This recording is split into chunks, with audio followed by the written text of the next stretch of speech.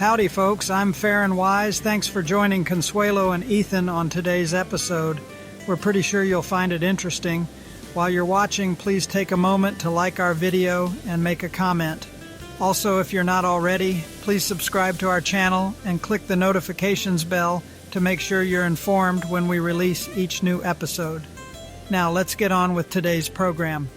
All right, so welcome to the deep dive. Today we're ditching the spreadsheets and trading our usual data for something a little bit more adventurous. Yeah. We're talking about buried treasure, folks, the real deal. That's right, we're diving into the world of There's Treasure Inside by Jon Collins-Black. Ooh. This book isn't just a good read, it's a real-life treasure map with clues leading to 5 actual treasure chests hidden across the U.S. And get this, each chest is worth hundreds of thousands of dollars. Wow. Our mission today is to equip you with the knowledge and techniques used by serious treasure hunters, turning you from a casual reader into a treasure-seeking sleuth. Exactly. Okay. So we've analyzed documents outlining strategies used by successful treasure hunters, poured over community insights, and even dug into emails from listeners like you who are already on the hunt. So where do we even begin with a challenge like this? Well, the most common strategy among seasoned treasure hunters is a 3-phase approach to reading the book itself. Okay, let's unpack this 3-phase reading strategy. Sure. What does that look like in practice?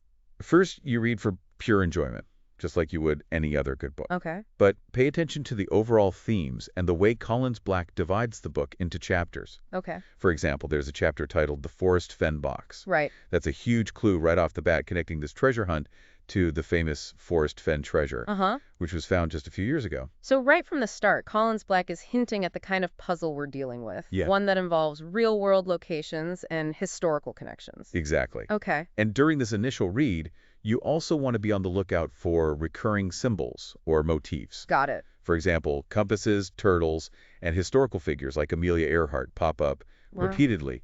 Make a note of those, even if you're not sure of their significance yet. So first read, enjoy the story, but start noticing those recurring elements. Right.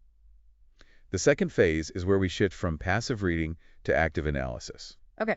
Now we're looking for patterns, symbolism, and deeper meanings. Got it. Remember those turtles we talked about? Yeah. Maybe they're not just random imagery. Right. Perhaps they represent longevity, slow and steady progress, or even specific locations known for our turtle populations. Ah, so it's like the Turtles in Masquerade. Yes. Another famous treasure hunt book. Exactly. The illustrations there weren't just decoration, they were part of the solution. Yes. We need to look for those hidden layers in their treasure inside. Precisely. Okay. And don't forget the structure of the book itself. Right. The way Collins-Black arranges the chapters, the titles he chooses, even the length of each section. These could all be subtle hints. So phase 2 is all about connecting those dots, thinking critically about how the pieces fit together. Exactly. Okay. And then finally, the third read-through is all about extracting those crucial details that will help us pinpoint the treasure's location. Okay. Now we're laser-focused on geographic references, distances, compass directions, and any potential code elements hidden within the text. So we're reading a line like 3 miles from any road, not just as part of the narrative, but as a potential search radius, a constraint on our search area. That's the idea. Got it. Every sentence, every paragraph could hold a vital clue. And this is where those annotations become critical. So our sources really emphasize the importance of active reading and annotation. Right. But I can imagine some listeners, especially those new to treasure hunting, feeling overwhelmed. Sure. It's like, where do you even begin marking up a book like this? Yeah, it's easy to get lost in the weeds, but a structured approach can help. Okay. Many successful treasure hunters swear by a color-coded system for their annotations. Ooh, I love this. Yeah. Can you give us an example of how that might work? Let's say you're reading and you come across the phrase, golden sunset over the Pacific. Okay. You might highlight Pacific in blue, indicating a direct geographic clue. But then, you notice a few pages later, the phrase golden opportunity appears. Okay. Since golden appears in both, Uh-huh. you could highlight that in yellow, indicating a potential thematic connection. Ah, so we're not just highlighting individual words or phrases, but Right. looking for links between them, building a network of connections across the entire book. Exactly. Okay. And a dedicated journal, or a treasure hunter's logbook, as some call it, becomes crucial here. So it's not enough to just mark up the book. Right. We need a separate space to really dig into these connections and explore their meaning. Yes. What exactly should go into this logbook? Think of it as your detective's file. Okay. Jot down the exact wording of each potential clue, the page number, and your initial interpretations. Got it. And don't be afraid to get creative. Use trimbles, diagrams, mind maps, whatever helps you visualize those connections. Some of our sources suggest creating a symbol key. Yeah. Like a star for numerical clues, an arrow for directions. That's a great idea. Yeah. Anything that makes those patterns jump out and helps you track your thought process. Right. Remember, this is a complex puzzle. Yes. And revisiting your earlier notes can often spark new insights. So this all sounds incredibly thorough. Yeah. But there's another layer to this, right? Connecting the dots between clues scattered across different chapters. You got it. This is where things get really interesting. Okay. Think back to classic treasure hunts like Masquerade, Right. where solvers had to connect seemingly unrelated pieces of information from different parts of the book to crack the code. Didn't one of the clues in Masquerade involve aligning the eye lines in the illustrations with specific letters on the border to reveal a hidden message? That's right. Wow. And that's the kind of thinking we need to apply here. Okay. Don't treat each chapter as a self-contained unit. Right. Look for recurring themes, symbols, or even specific words that might bridge different sections of the book. It's almost like building a 3D puzzle where the clues are scattered across multiple dimensions. Exactly. But before we dive into specific examples, let's take a moment to talk about those recurring symbols we mentioned earlier. Okay. We've got turtles, compasses, and historical figures like Amelia Earhart. Mm-hmm. What's the significance of these particular images? Are they clues, red herrings, or a bit of both? That's the million-dollar question, isn't it? And the answer is, it could be all three. Okay. Collins-Black is known for his intricate puzzles, so it's entirely possible that some symbols are intentional misdirection, Right. meant to lead eager treasure hunters down the wrong path. So how do we distinguish between a genuine clue and a clever red herring? Right. Especially with symbols like turtles and compasses, which could have multiple layers of meaning? This is where understanding literary cryptography comes in. Okay. Remember Forrest Fenn, who used a poem filled with rhymes and wordplay to encode the GPS coordinates of his hidden treasure? Right. Collins-Black might be employing similar techniques, Okay. weaving codes and ciphers into his seemingly straightforward prose. So we need to be thinking like code breakers, looking for patterns and hidden meanings within the language itself. Exactly. Got it. And this is where historical and geographic research becomes absolutely crucial. Okay, so let's talk about research. Okay. What role does it play in unlocking the secrets of There's Treasure Inside? Remember, this book was written in a specific time and place, and those details matter. Right. A landmark mentioned in the book might not exist today, or its location could have changed over time. Right. So we might need to dig into old maps, historical records, even local archives to really understand the clues. Exactly. And don't underestimate the power of technology. Yeah. GIS software like Google Earth can be incredibly helpful for overlaying historical maps with modern-day satellite imagery, Right. pinpointing locations that might have shifted over time. Exactly. It's like we're becoming digital archaeologists piecing together the past to uncover the present. I love that analogy. We can't talk about research without addressing the elephant in the room, the internet. Right. We've received a ton of emails from listeners, Yeah. some excited about online forums, others worried about misinformation. Yeah. How do we navigate those treacherous waters? Online forums can be both blessing and a curse. Yeah. They offer a platform for collaboration, brainstorming, and sharing theories, which can be incredibly valuable. But they can also be breeding grounds for wild speculation and unverified information. Especially for someone new to the treasure hunt, like Matt, Right? who emailed us saying he's feeling overwhelmed by all the different theories he's seeing online. It's crucial to approach online forums with a healthy dose of skepticism. Okay. Always remember to go back to the primary source, the book itself, to verify any theories you encounter. So don't just take someone's word for it, even if they sound convincing or have a lot of followers. Right. Go back to the text and see if their interpretation holds up. Exactly. And don't be afraid to challenge those interpretations if they don't align with what you're finding in the book. I agree. Remember, Collins-Black designed this hunt to be challenging but solvable. Yes. It's about logic, deduction, and careful analysis. Yes. Not wild guesses or leaps of faith. Exactly. It's like being a detective, sifting through the evidence, separating fact from fiction, and building a case based on solid ground. Precisely. And with that solid foundation, we can then start planning our real-world search. Absolutely.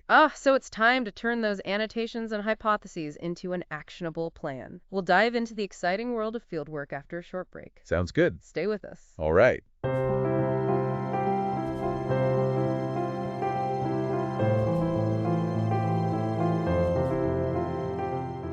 Welcome back to the Deep Dive. Before the break, we were talking about the importance of careful reading, annotation, and research in cracking the code of "there's treasure inside." Now let's talk about turning all that prep work into action. That's right. We've deciphered clues, explored historical context, and maybe even brainstormed with fellow treasure hunters online. Now it's time to transition from armchair detective to boots-on-the-ground explorer. So how do we go from a page full of cryptic notes and highlighted passages to an actual search plan? Well, one of the most valuable pieces of information Collins-Black has revealed is that each treasure chest is hidden within 3 miles of a road. Think about what that means. Okay. It drastically reduces the potential search area, allowing us to focus on zones accessible by vehicle. That's huge. Instead of wandering aimlessly through miles of wilderness, we can use that constraint to target specific areas. Precisely.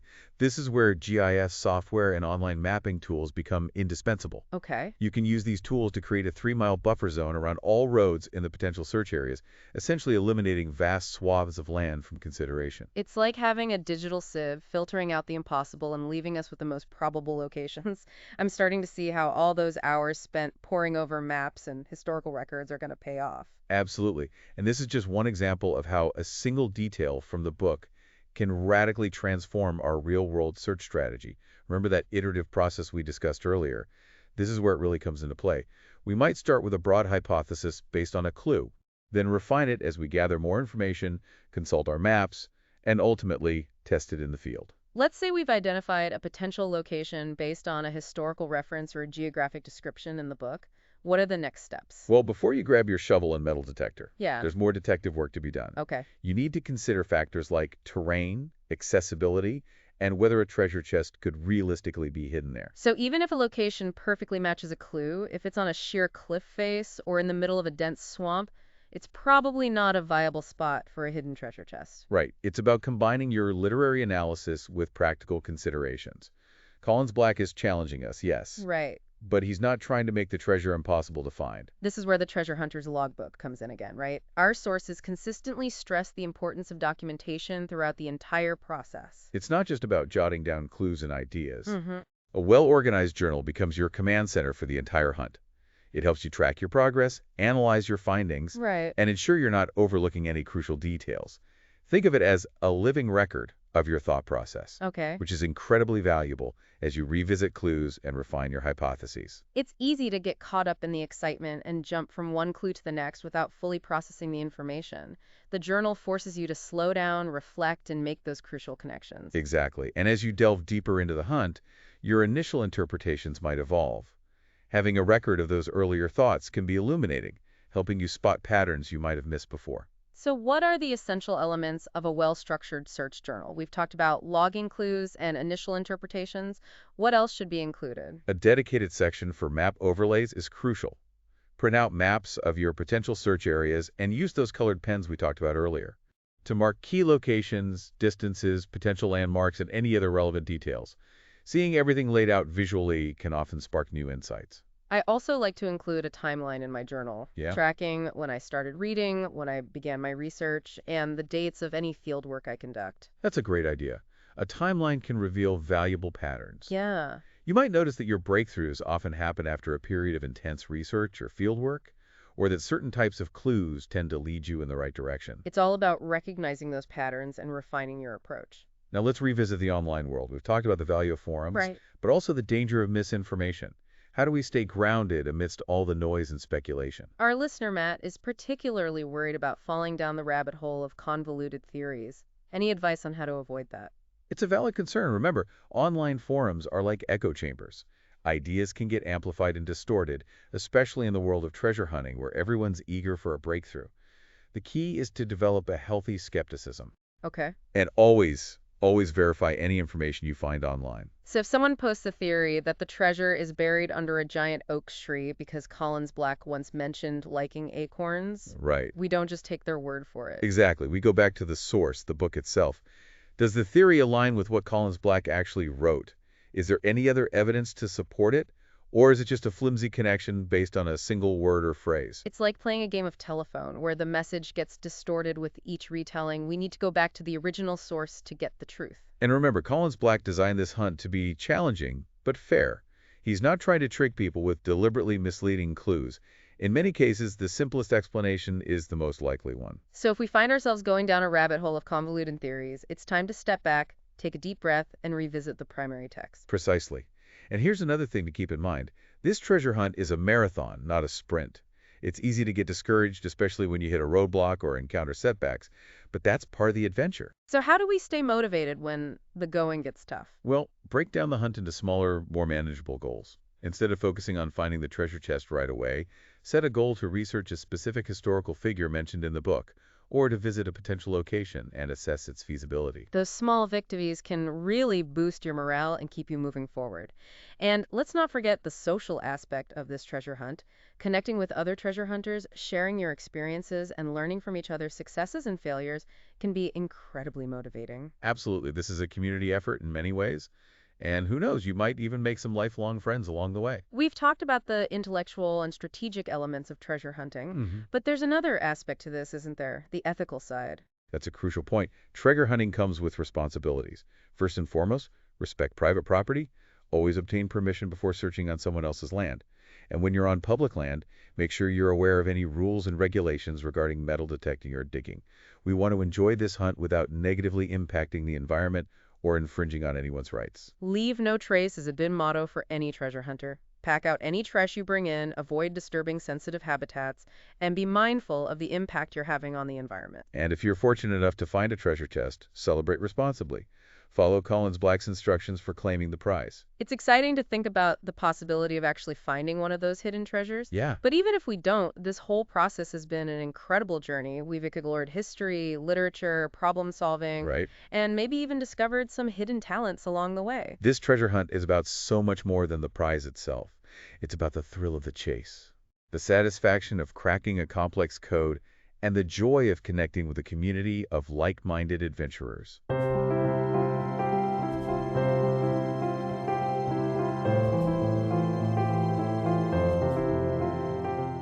Welcome back to the deep dive. We've journeyed through reading strategies, deciphering clues, and planning our real-world treasure hunt. But before you set off into the wilderness, let's talk about some common mistakes treasure hunters make. Yeah, even the most experienced treasure hunters can fall prey to pitfalls that can hinder their progress or lead them down the wrong path. Let's start with one we've touched on already: overcomplicating the clues.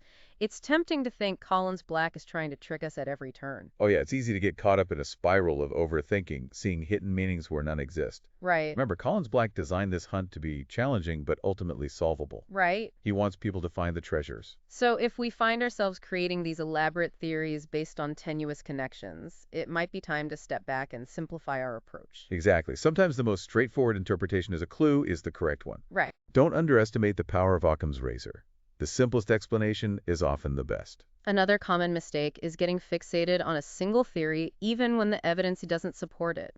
It's like that saying, if all you have is a hammer, everything looks like a nail. Yeah, we can become so attached to our initial interpretations that we miss other possibilities. Right. Treasure hunting requires flexibility and a willingness to adapt our thinking as we gather more information. So if we hit a dead end, don't be afraid to backtrack, re-examine the clues, and consider alternative interpretations. Absolutely. And speaking of dead ends, one of the biggest mistakes treasure hunters make is neglecting historical and geographic research. Oh, yeah. It's tempting to jump straight into the field, Right. armed with our annotated book and a metal detector. But we could be missing crucial context that unlocks the true meaning of the clues. Exactly. Remember, there's treasure inside is rooted in history and geography.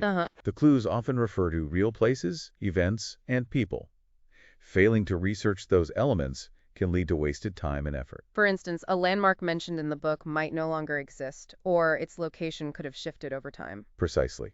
Old maps, historical records, even local archives can be treasure troves of information, Right. helping us verify locations and understand their significance. It's amazing to think about all the resources available to us in this digital age. Right. We can access satellite imagery, historical maps, and even old photographs with a few clicks. And speaking of digital tools, let's not forget about magnetic declination. Okay. This is a crucial detail for anyone using compass directions to pinpoint a location. I'll admit I had to look that one up. Can you explain it for our listeners who might not be familiar? Sure, magnetic north and true north don't always align. Right. This discrepancy is called magnetic declination, and it varies depending on your location. Okay. If you're using a compass to navigate, you need to adjust your readings to account for this difference. Got it. or you could end up miles off course. So failing to calibrate our compass could literally send us in the wrong direction. Precisely. And while we're talking about navigation, another common mistake is failing to properly document your progress. We've already emphasized the importance of a detailed search journal, but it bears repeating. It's more than just a notebook. It's our treasure hunter's lifeline. A journal helps you track clues, analyze your findings, and avoid repeating the same mistakes. It can also be a valuable tool for collaboration, allowing you to share your insights and progress with fellow treasure hunters. Speaking of collaboration, online forums can be incredible resources, but they also present a unique challenge: groupthink. It's easy to get swept up in the prevailing theories and lose sight of our own critical thinking. Just because an idea is popular or widely shared doesn't make it true. Right. We need to remember that everyone in those forums is just another treasure hunter, like us. Right? They might have insights, but they're not infallible. Exactly. Always question what you read online. Go back to the primary text, do your own research, and form your own conclusions.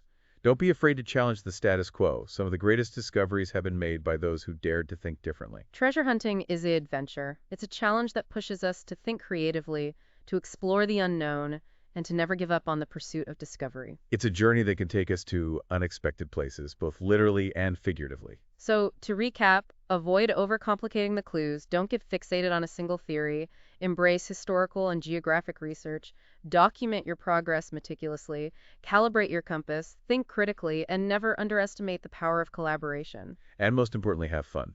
This is an incredible opportunity to engage with the world in a whole new way. We hope this deep dive has given you the tools and knowledge you need to embark on your own treasure hunt. Remember, the treasures are out there waiting to be discovered. Good luck and happy hunting.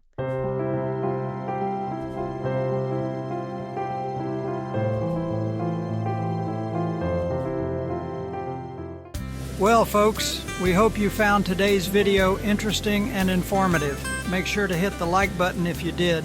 Also, think about sharing it with another treasure hunter. And if you're not already a subscriber, please take a moment to do so now. We look forward to seeing you next time. Take care, and remember, there's a treasure out there waiting for you to find it.